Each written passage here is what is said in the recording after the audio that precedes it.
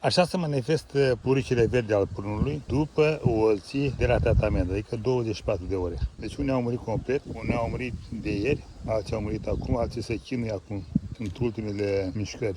Vă salut și bine ați venit pe canalul meu, sunteți la Pomiculan Alban și în acest tutorial vreau să vă aduc o informație la zi, cum s-ar spune, pentru că avem de-a face cu un atac puternic de insecte și vreau să vin în ajutorul dumneavoastră ca să le recunoașteți și ce măsuri să luați. Suntem la sfârșit de luna mai. În această perioadă, toate insectele care înțeapă și sug sunt prezente în livadă. Dumneavoastră poate că recunoașteți câteva dintre ele. Avem de-a face cu următoarele insecte. Puricile verdi al persicului, care atacă și mărul, și părul, și în zona legumicolă. Avem puricile cenușiu al prunului, care și acesta atacă și alte specii, dar este special al prunului.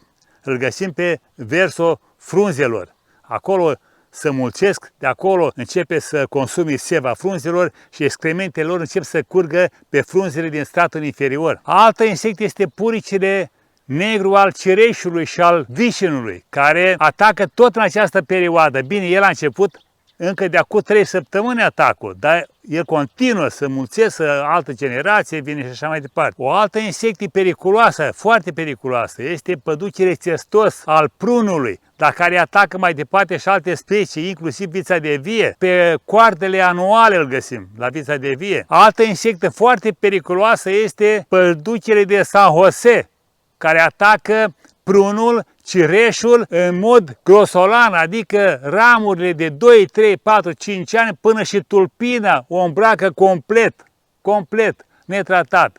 Pomul nu mai respiră, seva nu mai circulă. Trage din seva ramurilor multe anuale și rusucă. Vedeți dumneavoastră în perioada asta toate aceste insecte, inclusiv altele care nu se văd cu ochiul liber, cum este păianjenul galicol, este prezent în special la păr. El apare ca niște ridicături foarte mici și dese, vizibile, prezente pe partea superioară, ca niște ridicături, iar pe partea inferioară ridicăturile sunt mai plate și mai extinse. Deci avem de-a face cu o insectă foarte periculoasă, care nu poate fi tratată cu substanțe de contact. Acolo avem de-a face cu substanțe sistemice și care trebuie să fie însoțite neapărat și de adjuvant, ca să poată să penetreze cele două straturi ale frunzei, să intre să distrugă acolo această insectă. Vedeți dumneavoastră, în această perioadă și mai devreme din acest moment, la începutul lunii mai, atacul este în valuri, așa, în funcție de situația noastră, de temperatura aerului, de condițiile meteorologice, de cum s-au făcut tratamentele anul anterior, dacă s-au făcut sau nu s-au făcut și așa mai departe. Dar eu vin în ajutorul dumneavoastră să vă aduc aminte de prezența lor acum în livadă și să vă spun ce puteți să faceți ca să prevenim înmulțirea lor, să combatem mai degrabă degradarea pomilor și să avem pomi sănătoși acum și în anii următori. Trebuie să facem tratamente, nu unul.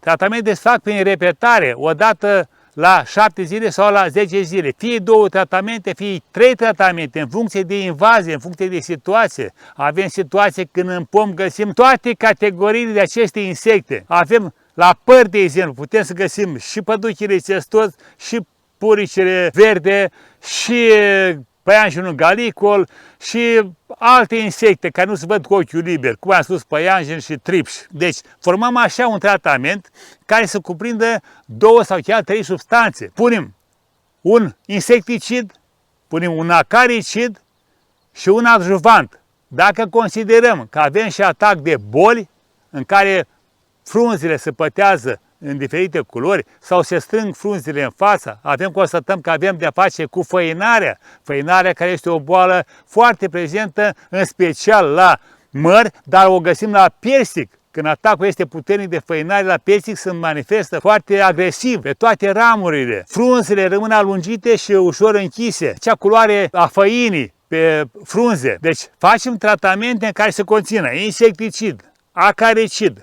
un fungicid împotriva făinării, dacă constatăm că avem de-a face și cu făinare, și un adjuvant care să vină să ajute substanțele noastre să se desfășoare foarte bine pe partea frunzei, adică să avem o difuzie bună a substanței, dar și să penetreze acolo unde este nevoie, în cazul paiajenului galicol, dar și în cazul tafrinei, de exemplu, la fel folosim un adjuvant și un tratament sistemic și unul de contact. Acum vorbeam despre insecte.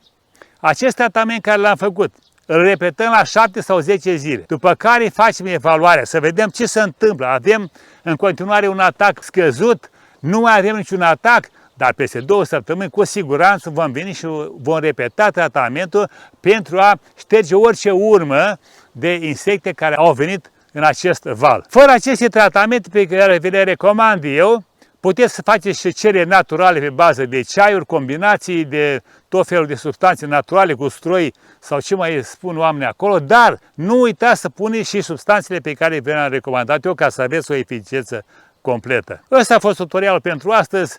Consider că vă vin în ajutor cu aceste tutoriale. Dacă vă place, dați un like, abonați-vă dacă l-ați făcut până acum și eventual faceți o distribuție. La revedere și succes pe toată linia!